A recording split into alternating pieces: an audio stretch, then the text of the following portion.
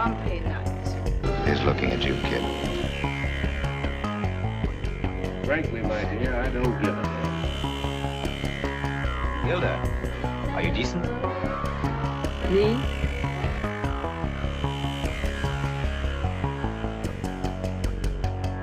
Olá pessoal, tudo bom? Meu nome é Gabriela Baliego e este aqui é mais um vídeo da Caixa de Sucessos. Antes de tudo, por favor, não se esqueçam de se inscreverem no nosso canal, de curtirem esse vídeo e de deixarem seus comentários aqui na caixa de comentários. A sua opinião é muito importante pra gente, para o nosso canal crescer. Hoje nós vamos falar sobre o livro A História de Mildred Pierce, do James M. Cain, que deu origem ao filme de 1945, Mildred Pierce, estrelado pela Joan Crawford e a Anne Blyth. Vem comigo! Bom, primeiro eu vou falar um pouquinho sobre a edição da Companhia das Letras, que foi a editora que trouxe esse livro aqui para o Brasil. Vou ser honesta com vocês, eu achei esse visual da capa com esse amarelo aqui bem visualmente destoante, sabe? Não ficou muito legal, eu achei que a capa ficou muito simplinha. A edição, no entanto, está muito bem diagramada, vocês podem ver, o livro está muito bem, está direitinho os capítulos. Eu achei uns 3 errinhos só de digitação, mas isso acontece. Mas na edição em si, da tradução, realmente está ótima. A Companhia das Letras está de parabéns de trazer esse livro. Para quem não sabe, a história de Mildred Pierce conta a história, obviamente, da Mildred, que é uma jovem esposa com 2 filhas, que ela tem que vender bolos, tortas para sobreviver, já que seu marido, Bert, é um desempregado, que não consegue emprego em mais nenhum lugar. Quando ela descobre que ele a está traindo, ela o expulsa de casa, só que ela tem que começar a se virar para sobreviver e dar tudo de bom e do melhor para suas filhas. A Ray, a menorzinha, que é uma graça, e a Veda, uma snob, que tudo que a mãe faz não é bom o suficiente para ela. Assim, a Mildred começa no ramo como garçonete e depois ela abre o seu próprio restaurante, o chamado Mildred Pierce. E a partir daí se desenrola uma história no qual ela tenta de todas as formas conseguir o amor da Veda sem sucesso. Como eu já falei, o livro A História de Mildred Pierce ganhou 2 adaptações. A primeira foi para o cinema, que aqui no Brasil se chama Almas em Suplício, estrelado pela Joan Crawford e a Anne Blyth. E em 2011, uma série pela HBO, chamada Almas em Suplício, também estrelada pela Kate Winslet.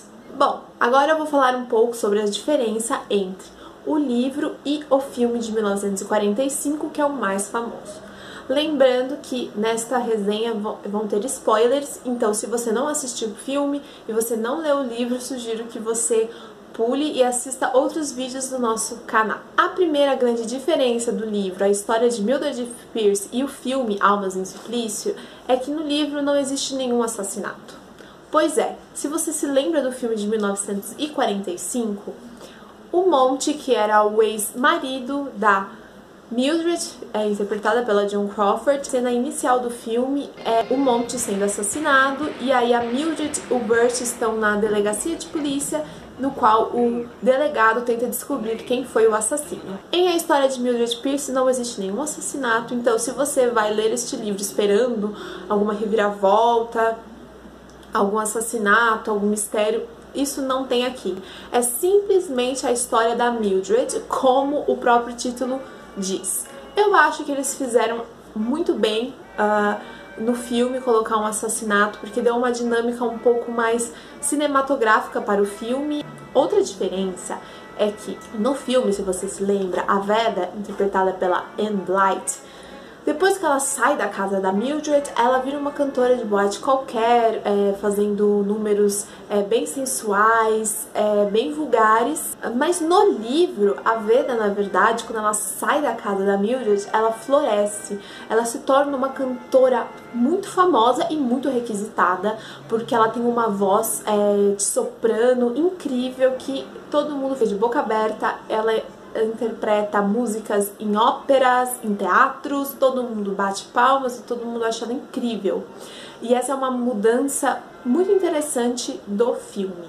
Se você assistiu o filme de 1945, você sabe que o Wally sempre dava em cima da Mildred e ela nunca dava bola pra ele.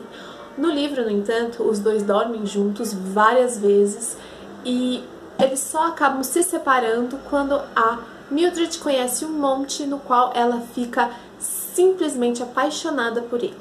O Monty entra na vida da Mildred no livro bem diferente do que no filme. No filme, ela conhece um Monty como o dono da casa que ela quer comprar para que se torne seu restaurante.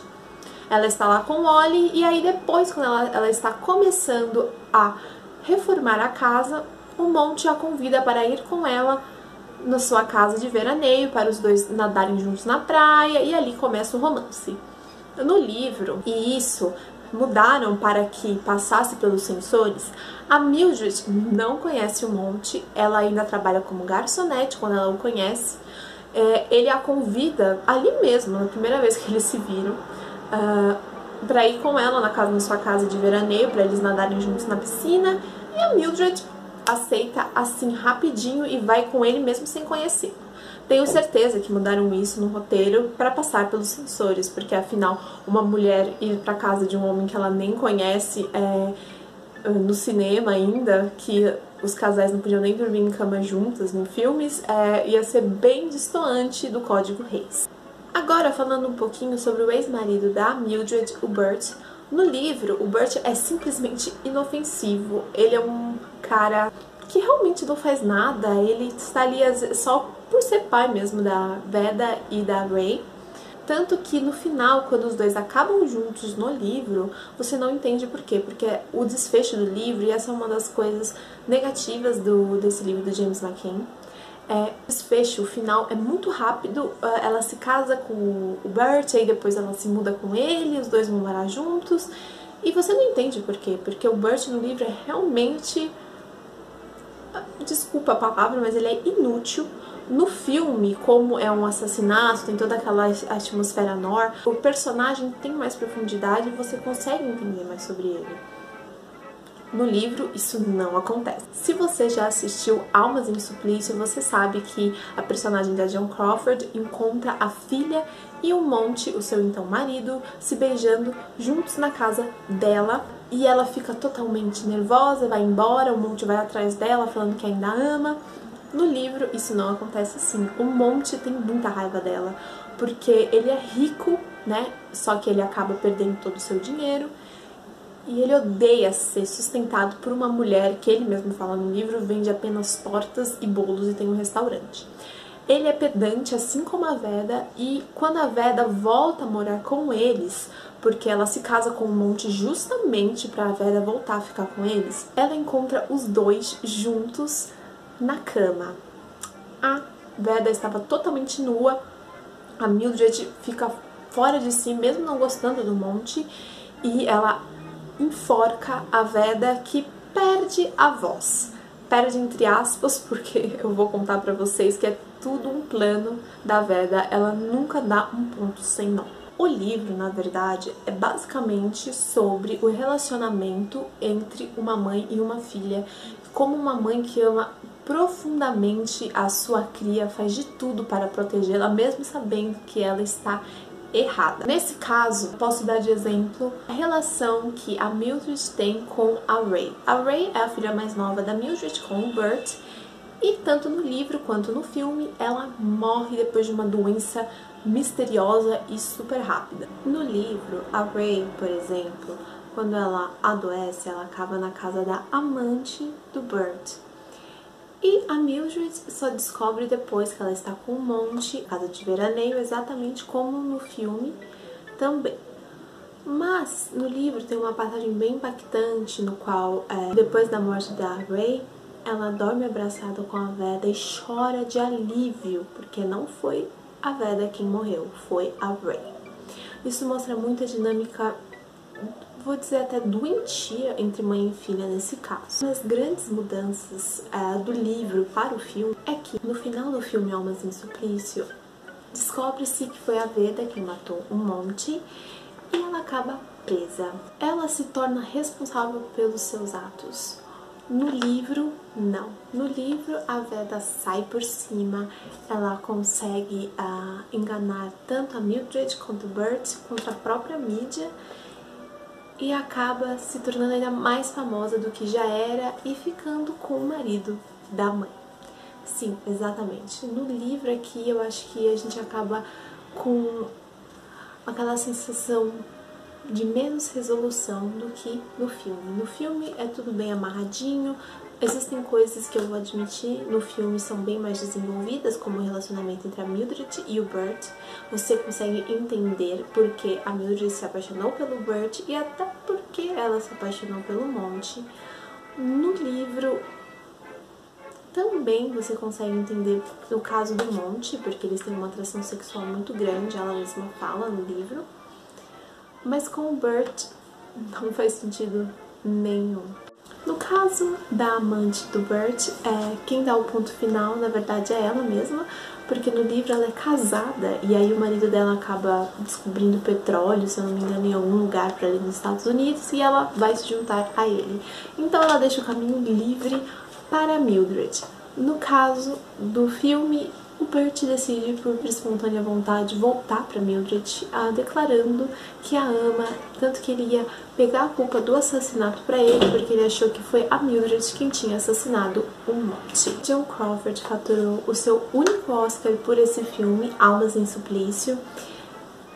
E apesar de eu ter gostado bastante do livro, é um livro com uma leitura densa, mas não é chata de maneira alguma, é bem detalhada, tanto as paisagens quanto as ações dos personagens, você consegue criar um laço profundo, especialmente com a Mildred.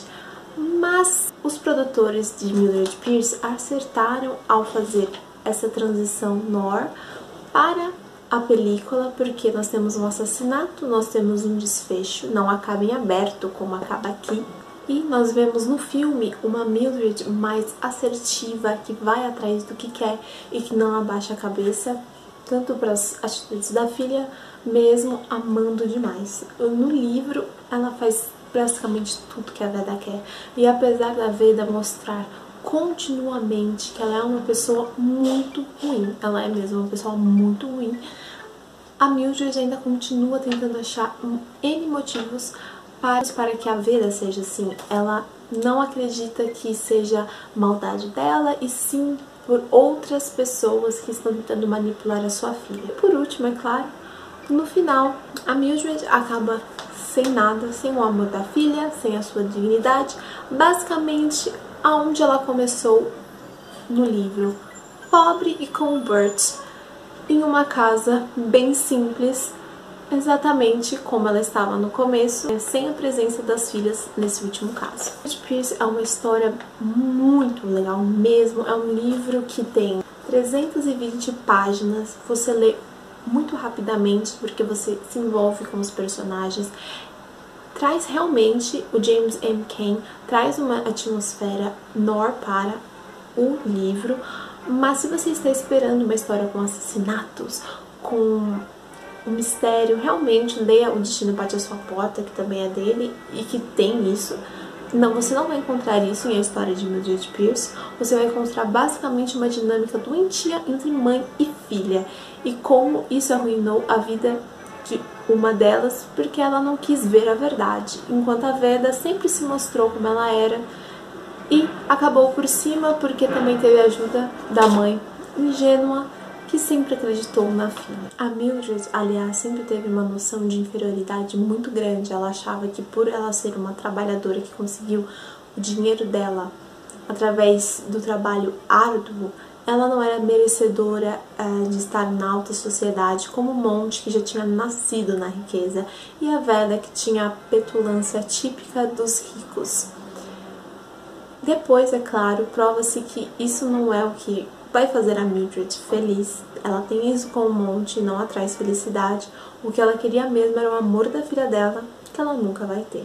Bom, gente, é isso. Eu espero que vocês tenham gostado. Se vocês já leram Mildred Pierce, por favor, deixem aqui nos comentários o que vocês acharam, porque esse livro aqui realmente eu recomendo muitíssimo se você é fã de drama, no qual não necessariamente é um romance, e sim uma relação entre duas pessoas e como isso pode transformar ou acabar com a sua vida. Bom, gente, é isso. Eu espero que vocês tenham gostado desse vídeo. Por favor, se inscrevam no canal, deixem seus comentários e voltem sempre. Até mais. Tchau, tchau.